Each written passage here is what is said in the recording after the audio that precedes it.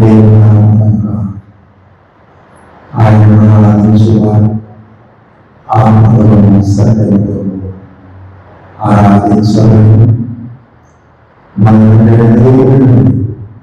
యేసు క్రీస్తు నుండి కృపయు సమాధానములు మీకు కలుగును గాక. యెహోవా ఏర్పాటు చేసినది దేవుని మనము చెల్లించి సంతోషించు. అందరూ మోకరించుకున్నాం. కొన్ని నిమిషాలు దేవుని సన్నిధిలో మనం పరీక్షించుకుంటూ పరిశీలించుకుంటూ దేవుని మీద మన పాపాలు దీన మనసుతో ఒప్పుకోగలము. కొన్ని నిమిషాలు మౌనంగా ప్రార్థన చేద్దాం.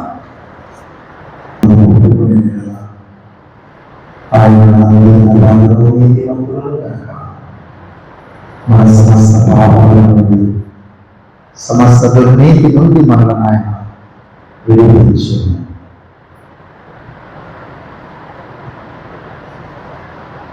అతిక్రమాలను దాచిపెట్టు వారు అతిథులు, వారిని ఒప్పుకొని విడిచిపెట్టు వారు కనికరం పొందుతారు.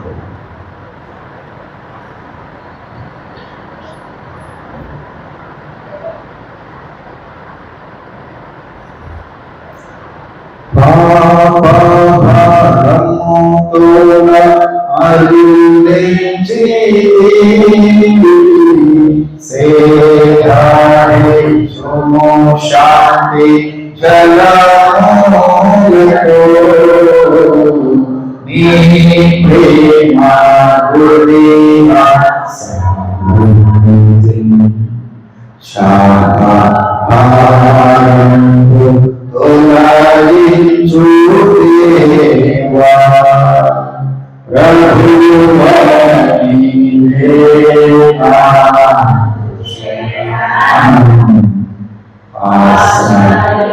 తొలగించు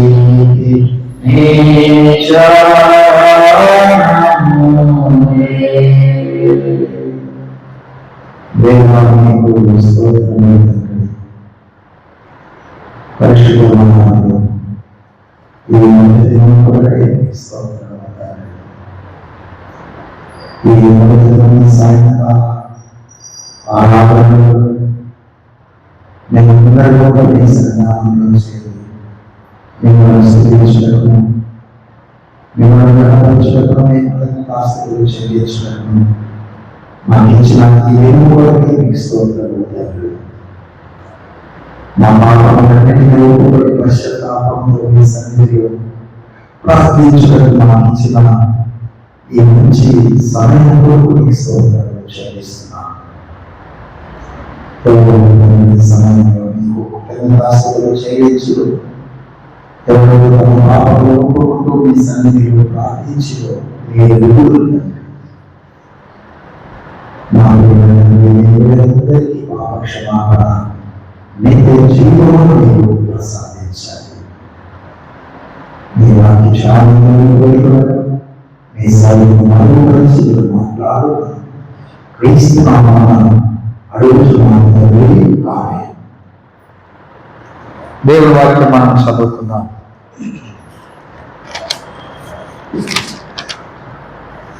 మత్తయి సువార్త 21వ అధ్యాయం.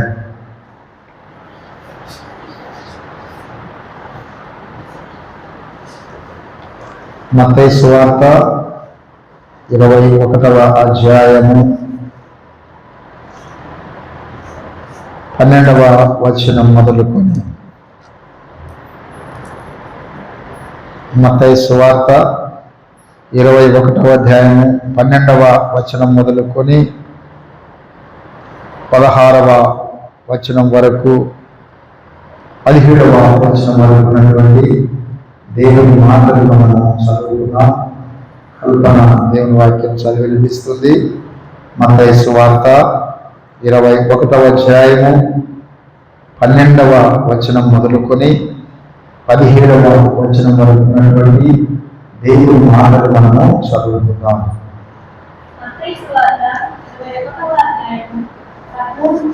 17 యేసు దేవాలయంలో ప్రవేశించి క్రయ విక్రయములను చేయు వారందరినీ వెళ్ళగొట్టి దుఃఖంగా మార్చు వారి బల్లలను దుఃఖంగా వారి పీఠములను పడదోసి నా మందిరం ప్రార్థనా మందిరమనబడు అని వ్రాయబడి ఉన్నది. అయితే మీరు దాన్ని దొంగలుగా చేసి పారారు. కుంటివారును దేవాలయంలో ఆయన వద్దకు రాగా ఆయన వారిని స్వస్థపరిచారు.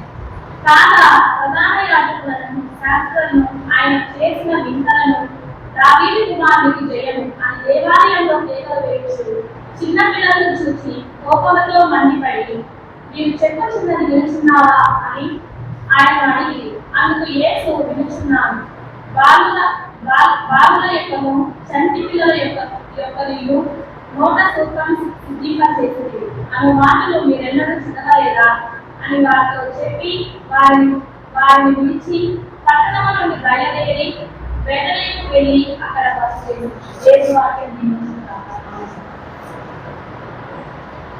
ప్రార్థన చేసుకుందాం. పరిశుద్ధుడా మీకు స్తోత్రములు తండ్రి. ఈ సాయంకాలం సమయంలో ఈ పరిశుద్ధ వారంలో ఈ మొదటి దినమున దేవాలయ శుద్ధీకరణ అను ధ్యాన అంశమును నేను ధ్యానం చేయటకు సిద్ధపడుతుండగా మీ ఆత్మ నడిపింపు దయచేయమని క్రీస్తు నామమున అడుగుతున్నాను తండ్రి. ఆమేన్. దేవుని నామమునకు స్తోత్రములు. మీ అందరికీ యేసు క్రీస్తు నామములో వందనాలు తెలియజేస్తున్నాను.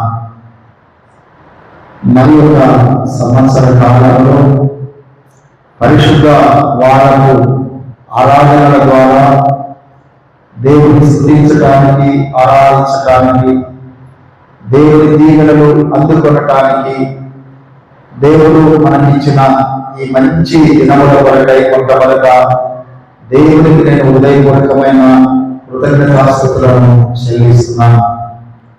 మీరందరూ కూడా ఎంతో భక్తి శ్రద్ధలతో ఆశ కలిగి ఆసక్తి కలిగి ఆరాధనలో పాల్గొంటున్నందుకు మిమ్మల్ని అందరికీ నేను అభినందిస్తూ ఉన్నాను.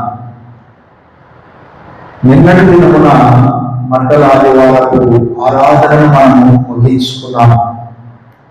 ఈ సోమవారం నుండి శనివారం వరకు ఉండే దినములన్నింటినీ పరిశుద్ధ దినములుగా వేదాంత పండితులు నిర్ధారణ చేశారు. ఈ పరిశుద్ధ దినములలోన ఒక్కొక్క రోజు ఒక్కొక్క ధ్యాన అంశమును ధ్యానం చేసే అవకాశం నాకు కలిగింది. యేసు ప్రభువు నిన్నటి దినమున యెరూషలేములో ప్రవేశించారు. ఒక రాజుగా, ఒక ప్రభువుగా హోసన్నా చేయమంటూ ప్రజలందరూ ఎంతో సంతోష సంబరాలతో యెరూషలేములో ఆయనను ఘనపరిచారు. అది ఎంత ఘనమైనటువంటి స్వాగతమో మనం దాని గురించి వివరించలేదు. మరి ఆదివారం గడిచిన తర్వాత సోమవారం ఆయన దేవాలయంలో ప్రవేశించడం, దేవాలయమును శుభ్రపరచడం, ఆలయమును శుద్ధి చేయుట అనే ఒక ధ్యాన అంశం, ఆలయ శుద్ధీకరణ అన్నటువంటి ఒక ప్రత్యేకమైన మాట ఈ రాత్రి మనము జ్ఞాపకం చేసుకుంటున్నాం. దేవుని బిడ్డలారా, యేసు క్రీస్తు ప్రభువు ఈ యొక్క దినమందు ఆయన దేవాలయంలో ప్రవేశించి క్రయ విక్రయములు చేయు వారిని అందరినీ, రూకలు మార్చు వారిని, వారి బల్లలను పడగొట్టి వారందరినీ తరిమేస్తున్నారు. నా తండ్రి ఆలయం ఇది, ప్రార్థనా మందిరం అనేది రాయబడింది. అయితే మీరందరూ దాన్ని ఏం చేస్తున్నారు? దొంగలను గుణంగా చేస్తున్నారు అని వారి మీద ఆగ్రహాన్ని వ్యక్తం చేసి వాళ్ళందరినీ దేవాలయంలోనైనా వెళ్ళగొట్టినట్లుగా ఈ భాగంలో మనము చూస్తున్నాము. 4 విషయాలు ఈ భాగంలో మనము చూడవచ్చు. అయితే ఈ ఆలయ శుద్ధీకరణ అనేటువంటి ఈ మాటను గురించి 3 సువార్తలలో మనకు వ్రాయబడింది. మత్తయి సువార్త 21:12-13 వచనాలు, మార్కు సువార్త 11వ అధ్యాయము 15-18 వచనాలు, లూకా సువార్త 19:45-46 వచనాలు. ఈ 3 సువార్తికులు కూడా ఆలయ శుద్ధీకరణ గురించి ఎంతో స్పష్టంగా లిఖించినట్లుగా మనము చూస్తున్నాం. గమనించాలి, ఈ భాగంలో మనము ఈ 3 లేఖన భాగాలలో 4 విషయాలు మనం చూడవచ్చు. మొదటి విషయము, యేసు ప్రభు యెరూషలేములోకి ప్రవేశించుట. రెండవ విషయము, దేవాలయము ఆయన శుద్ధి చేయుట.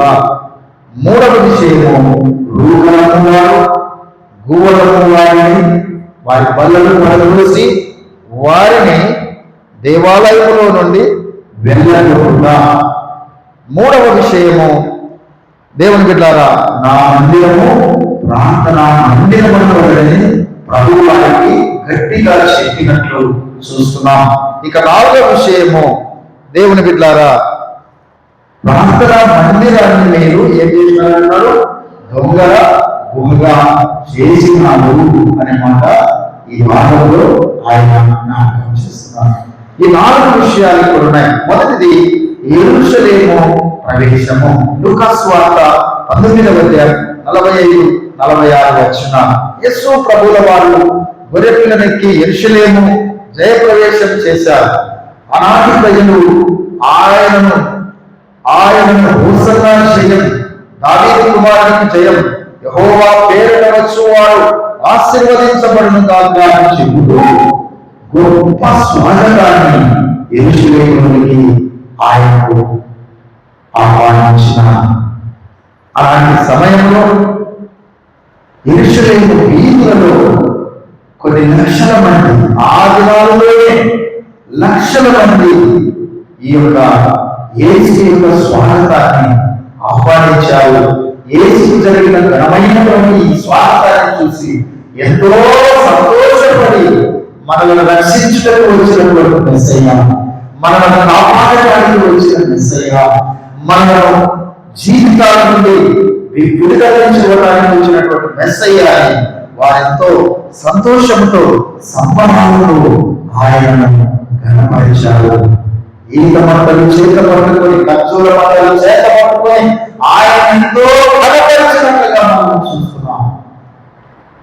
బైబిల్ గ్రంథంలో భక్తుడైనటువంటి దావీదు కీర్తనల గ్రంథం 121వ కీర్తన 6-7 వచనాల్లో భక్తుడైనటువంటి దావీదు ఒక మంచి శ్రేష్టమైన సత్యాలను ఆయన జ్ఞాపకం చేస్తారు. ఏమన్నారు? యెరూషలేము క్షేమము కొరకు ప్రార్థన చేయండి. యెరూషలేమా, నిన్ను ప్రేమించు వారు నీ ప్రాకారములలో నెమ్మది కలుగునుగాక, నీ నగరులలో క్షేమముండుగాక.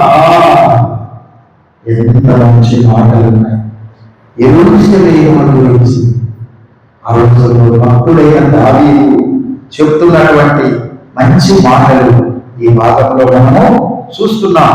గమనించాలి దేవుని బిడ్డలారా, ఇలాంటి యెరూషలేములోనికి యేసు ప్రవేశించినప్పుడు అక్కడ క్షేమము, అక్కడ నెమ్మది, అక్కడ సమాధానము, అక్కడ పరిపూర్ణమైనటువంటి వర్ధిల్లే జీవితాన్ని ప్రజలు పొందుతున్నట్లుగా మనము చూస్తూ ఉన్నాం.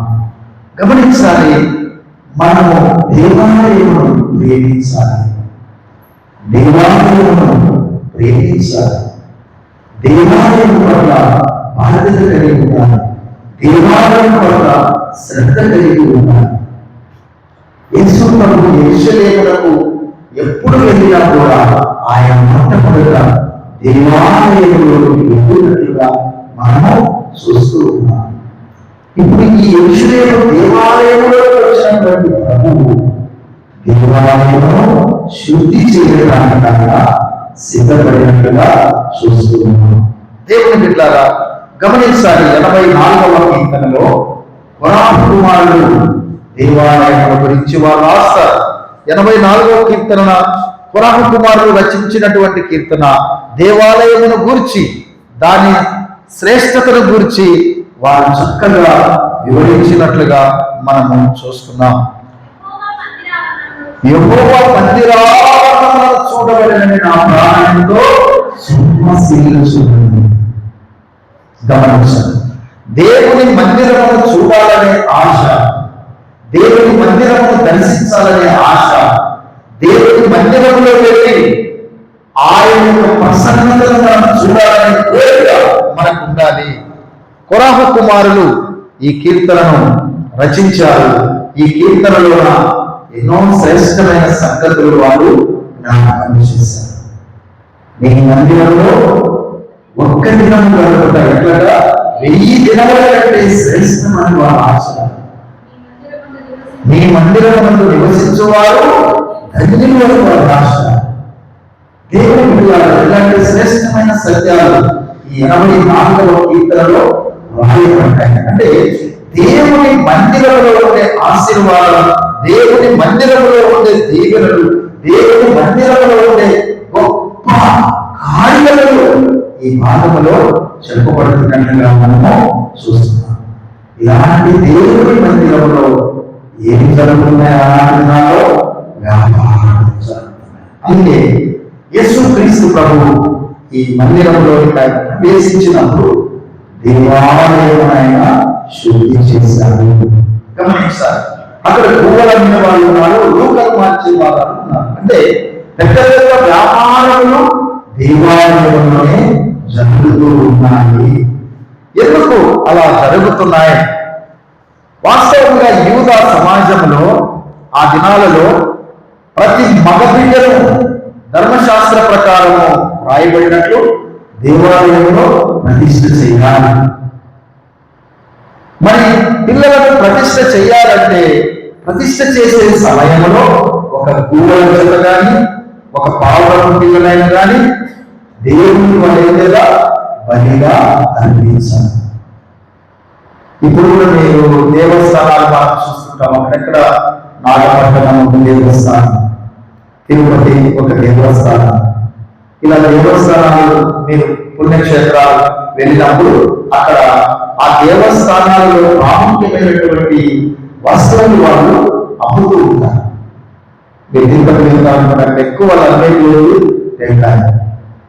మీరు ఒకవేళ 4 గంటలు వెళ్ళాలనుకోండి దేవాలయం వెళ్ళి, అక్కడ లేదు క్యాండిల్స్, పూలమాలలు, అగరబత్తి, వాటి ఖరీదు లెక్కలేదు కదా.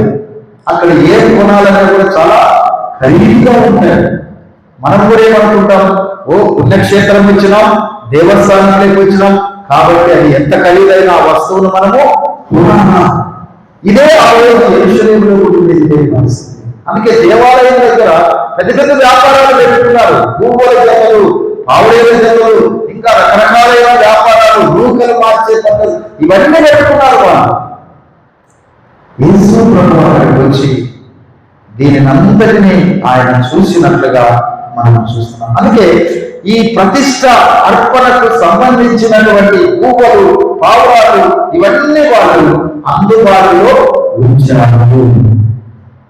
అందుకే లూకాసు వార్త 22-24 వచనంలో మోసే ధర్మశాస్త్రము చొప్పున వారు తమ్మును శుద్ధి చేసుకుని దినములు గడిచినప్పుడు ప్రతి తొలుచూలు మగపిల్ల ప్రభువుకు ప్రతిష్ట చేయబడవలెనని ప్రభు ధర్మశాస్త్రమందు రాయబడినట్టు ఆయనను ప్రభువుకు ప్రతిష్ఠించుటకును ప్రభు ధర్మశాస్త్రమందు చెప్పబడినట్టు గువ్వల జతలైనను 2 పావుల పిల్లలైనను బలిగా సమర్పించుకొనుటకు వారు ఆయనను యెరూషలేమునకు తీసుకొని వచ్చిరి. ఇది ధర్మశాస్త్రం ప్రకారం ఆ దినాలలో జరుగుతున్నటువంటి కార్యము. అయితే యేసు ప్రభు ఉద్దేశము తన తండ్రి ఆలయము, ప్రార్థన మందిరము. అంటే ఇక్కడ ఏముండాలి? ప్రార్థనే ఉండాలి. కానీ వ్యాపారముల చేత, వివిధ రకములైన కార్యకలాపముల చేత దేవుని మందిరమును వాళ్ళు ఏం చేస్తున్నారు? అపవిత్రం చేస్తున్నారు. అందుకే ఈ ఆలయాన్ని ఏం చేయాలా? శుద్ధి చేయాలా, పవిత్రపరచాలా అంటున్నాడు. దేవుని గుడిలారా తన తండ్రి ఆలయము అని చెప్పాడు. మరి ఈ రోజున ఆనాడు దేవుని ఆలయమునకు సాదృశ్యముగా యేసుక్రీస్తు ప్రభువు తండ్రి ఆలయం, తండ్రి యొక్క ప్రార్థన మందిరము, యెరూషలేము మందిరము ఆయన జ్ఞాపకం చేస్తున్నాడు. మరి ఇప్పుడు ఆలయమునకు సాదృశ్యము ఈ దినాలలో ఏది? అప్పుడు తన తండ్రి ఆరాధించబడే స్థలం ఆ మందిరమని చెప్పాడు. మరి ఇప్పుడు దేవుడు ఆరాధించబడేటువంటి స్థలం ఏది అనేది మనము జ్ఞాపకం చేసుకోవాలి. ఇప్పుడు మరి ఈ దినాల్లో దేవుడి ఆలయం ఏంటి? ఈ దినాల్లో దేవుడి ఆలయంలో ఏముండాలి అని మనం ఆలోచన చేయాలి. మూడవ విషయం, నా మందిరము ప్రార్థన మందిరము అన్నాడు. దాని మీరు దొంగల గుహ చేసిరని మత్తయి సువార్త 20:13 వచనాల్లో మనం చూస్తున్నాం. గమనించండి, మొదటి కొరింథీ పత్రిక 3వ అధ్యాయం 16-17 వచనాల్లో పౌలు భక్తుడు ఈ విధంగా చెప్తున్నాడు, మీరు దేవుని ఆలయమై ఉన్నారనియు దేవుని ఆత్మ మీలో నివసించుచున్నదనియు మీరెవరరా? ఎవరైనా దేవుని ఆలయమును పాడు చేస్తే దేవుడు వారిని పాడు చేయను. బాగా ఆలోచించే. ఇప్పుడు దేవుని ఆలయం అంటే ఏమని? యేసు ప్రభువుకి దేవుని ఆలయం ఏది? మానవుని యొక్క హృదయం. మానవ హృదయము యేసుక్రీస్తు యొక్క ఆలయముగా చెప్పారు. పౌలు చెబుతున్నటువంటి మాట, మీరు దేవుని ఆలయమై ఉన్నారనియు దేవుడు మీలో నివసించుచున్నారని మీరు ఎరుగరా అని చెప్తూ ఆయన అన్నాడు, ఎవరైనా దేవుడి ఆలయమును పాడు చేసి దేవుడు దాన్ని పాడు చేస్తాడు. కనుక ఈ హృదయాన్ని మనం పాడు చేయకూడదు. చాలాసార్లు మనం ఈ హృదయాన్ని పాడు చేసుకుంటాం, ఈ మనసును పాడు చేసుకుంటాం. చెడ్డ ఆలోచనల చేత, చెడ్డ తలంపుల చేత, చెడు రకములైనటువంటి ఆహారముల చేత, చెడు రకములైనటువంటి వివిధ రకములైనటువంటి పదార్థముల చేత ఈ హృదయాన్ని మనము పాడు చేసుకుంటున్నాం. ప్రభువుకు ఈ హృదయం ఏంటి? దేవాలయము. ఆ రోజు తండ్రి అయిన దేవుని యెరూషలేము మందిరము వారంగా నివాసము చేసి ప్రభు అయిన యేసుక్రీస్తు ఈ రోజున మానవ హృదయాలలో నివాసం చేస్తున్నారు. మరి ఇలాంటి హృదయాన్ని మనము పాడు చేస్తే, మరి ఇలాంటి హృదయంలో ప్రభువు నివాసము చేయాలి అంటే మనలో ఉన్నటువంటి చెడులందరినీ మనము శుద్ధి చేయాలి. యేసు ప్రభు యెరూషలేము దేవాలయాన్ని ఏ విధముగా శుద్ధి చేశాడో అలాగే మనం కూడా ఈ ఆలయాన్ని శుద్ధి చేయాలి. ఆయన రోజున ఆ దేవాలయంలో రుజువులను, బావులను, గుహలను అన్నిటినీ ఆగ్రహం చేత ఆయన తోసివేసి మందిరము ఆయన శుభ్రపరిచాడు. ఈ రోజున ఈ దేవుని ఆలయమనే ఈ హృదయము నువ్వు శుద్ధి చేయడానికి మరి నీకేం కావాలి? దేవుని యొక్క వాక్యము కావాలి, ప్రార్థన కావాలి, సహవాసము కావాలి, పరిశుద్ధాత్మ అభిషేకం కావాలి.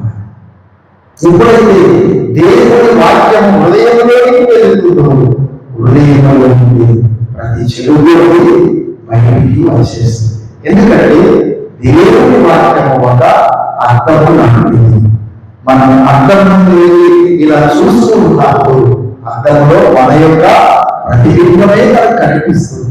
మన ప్రతిబింబం కనిపించినప్పుడు మన ముఖం మీద ఏముందో మనము అలాగే ఉంచుకోగల వెంటనే సరి చేసుకుంటాం, కడిగి వేస్తాం, తుడిచి వేస్తాం, చక్కగా తలను దువ్వేస్తాం, వస్త్రాలు శుభ్రంగా ధరిస్తాం. చూడండి, మన శరీరం మీద ఏదైనా ఉంటే ఇతరులు చూస్తే ఏమనుకుంటారని అర్థంలో చూసి వెంటనే మనం సరి చేసుకుంటాం.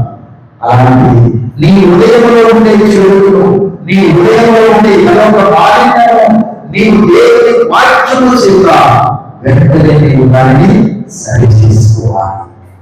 అదే దేవుని మందిరం అనేది ఆలయం నీవు శుద్ధి చేయాలి. దేవుని వాక్యము చేత, ప్రార్థన చేత ఈ మందిరాన్ని నువ్వు శుభ్రం చేసుకోవాలి.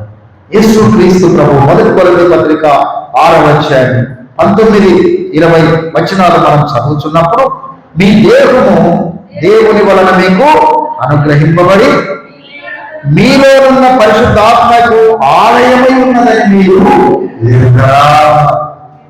మీరు మీ సొత్తు కాదు, విలువ పెట్టి కొనబడిన వారు కనుక మీ దేహముతో దేవుని మహిమపరచండి. మీరు మీ సొత్తు కాదు. ఇప్పుడు ఈ మందిరాన్ని మనమందరం కలిసి ఈ మందిరాన్ని నిర్మించినాం. ఈ మందిరం నిర్మాణమైన తర్వాత పెద్దలు బిషప్ దగ్గర గారు వచ్చి ఈ మందిరాన్ని ఏం చేస్తారు? ప్రతిష్ఠ చేస్తారు.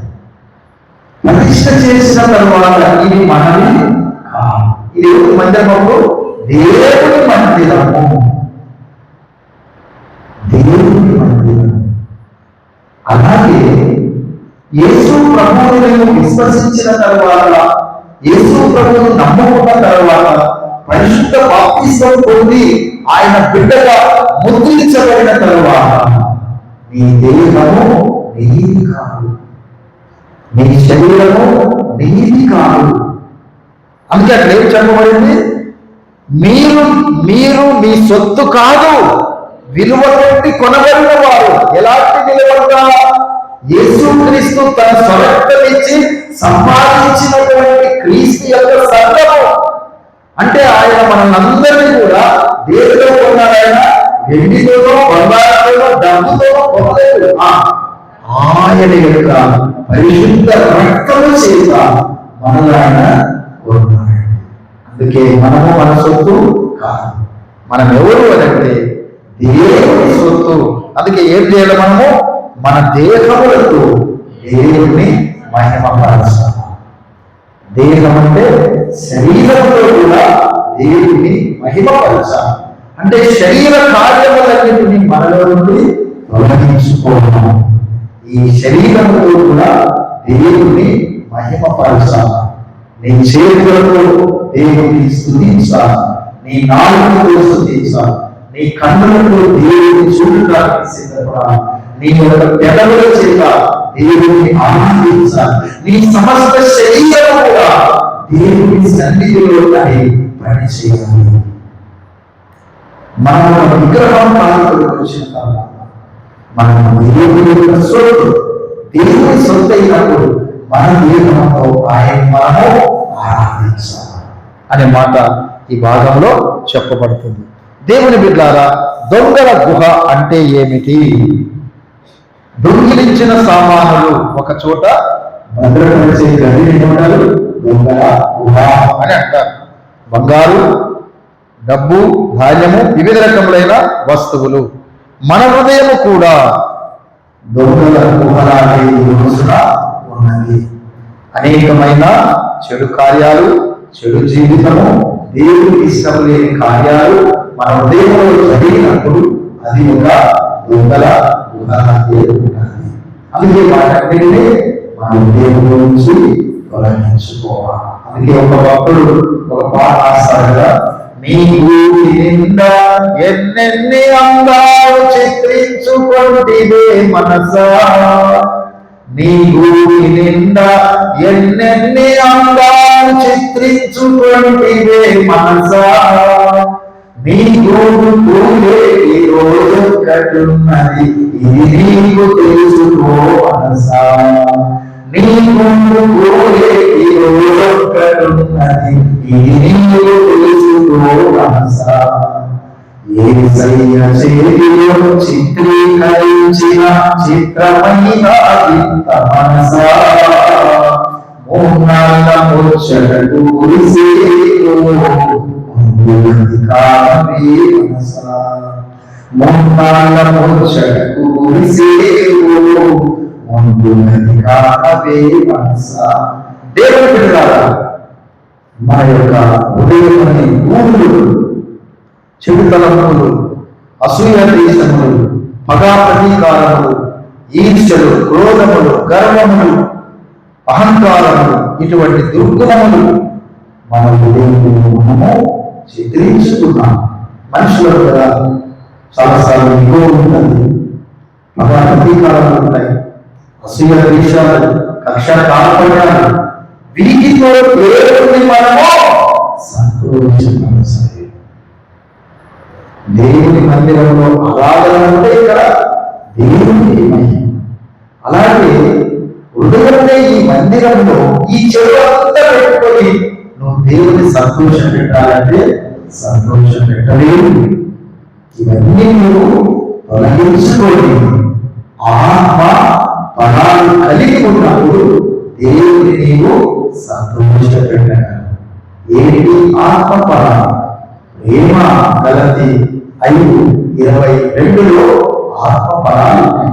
ఈ ఆత్మ ఫలాలు కలిగి ఉన్నప్పుడు నువ్వు దేవుని సంతోష పెట్టగలవు, దేవుని ఆనందింప చేయగలవు, దేవుని గణపరచగలవు, దేవునికి మహిమ చేయగలవు.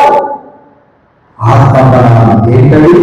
ప్రేమ, సంతోషము, సమాధానము, దీర్ఘశాంతము, దయాళత్వము, మంచితనము, విశ్వాసము, సాత్వికము, ఆశాంతి.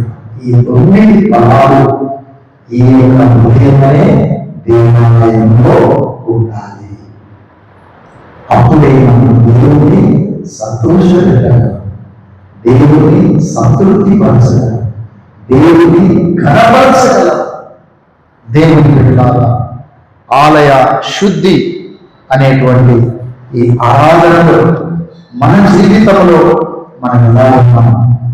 దేవాలయము దర్శించే అనుభవం మీకు ఉందా? దేవాలయంలో చేరి ఆయన ఆరాధించే అనుభవం మీకు, దేవాలయం యొక్క విశిష్టత, దేవాలయం యొక్క పవిత్రతను గుర్తించే అనుభవం మీకున్నా? ఒక్కసారి మనం ఆలోచన చేసుకుందాం.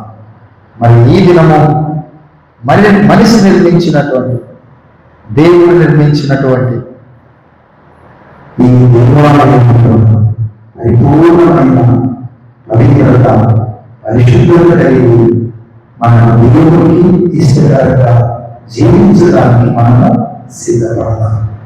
మన జీవితంలో అనేక సంవత్సరాలు గడిచిపోతున్నాయి. దేవుని ఆలయం అనేది హృదయాన్ని మనము శుద్ధి చేసుకోలేకపోతున్నాం. ఈ సంవత్సరమైన ఈ ఆలయాన్ని శుద్ధి చేసుకొని ఆయన కొరకు మనము నమ్మకముగా బ్రతకడానికి సిద్ధపడదాం. అట్టి కృప దేవుడు మనకు దయచేయాలని కోరుతూ ఈ కొన్ని మాటలు నేను ముగించుతున్నాను. దేవుడి మాటలు నేను దేవుడిస్తున్నాయి. దీవించుగాక. ఆమేన్. ప్రార్థన. దేవా, మీకు స్తోత్రములు తండ్రి. పరిశుద్ధ వారంలో మాకు ఇచ్చినటువంటి ఆహారాలందరి కొరకై మీకు ధన్యవాదాలు చెల్లిస్తున్నాం. ఇటు ఆహారంలో మీ సేవకు మరచి మీరు మాట్లాడిన మాటలన్నిటి తొలగిస్తూ ఈ మాటలన్నిటిని మా హృదయంలో భద్రపరుచుకొని మీ మాట్లాడటం తండ్రి, మానవ దేహం అనే ఈ హృదయం మీ కొరకు మేము సమర్పించి, ఇది మీ సొత్తు కనుక దేహములతో నేను మహిమపరుస్తూ మా హృదయాలను మీకు సమర్పించి, మా జీవితంలో మీకు సమర్పించి, మీకు ఇష్టమైన రీతిగా మేము బ్రతకడానికి మమ్మల్ని సిద్ధం చేయండి. నేను ఆ రోజున నా మందిరం ప్రార్థనా మందిరం సెలవించాను. దేవుడు నివసించే మందిరాన్ని ప్రార్థన మందిరంలో మీరు చెప్పారు. మందిరంలో గురించి మరి ఈ రోజున మానవుని యొక్క హృదయంలో మీరు నివాసం చేయడానికి మీరు ఇష్టపడ్డారు. కనుక ఇలాంటి హృదయాన్ని మీకు సమర్పించి బ్రతికే భాగ్యం మాకు దయచేయండి. ముందున్నటువంటి దినములన్నీ మీకు మహిమకరంగా జరిగించండి. ప్రాణముగా ఆనందంలో కూడి వచ్చిన వీరందరినీ దీవించండి. ఎవరికి సమస్యలున్నా, ఎవరికి బాధలున్నా, ఎవరికి చింతలున్నా, ఎవరికి అనారోగ్యాలున్నా మీ నామంలో అన్నింటినీ పరిష్కరించి మీ దీవెనలు దయచేయమని ప్రార్థిస్తున్నాను. మరి ప్రాంతంగా పరిశుద్ధ వారంలో ఈ మొదటి దినమును మన జీవితాల్లో మీరు ముగించినందుకు స్తోత్రాలు చెల్లిస్తున్నాను. మరలాగే దినమున తెల్లవారుజామున ప్రార్థన ద్వారా నేను సమీపించే భాగ్యం మాకు ప్రసాదించండి.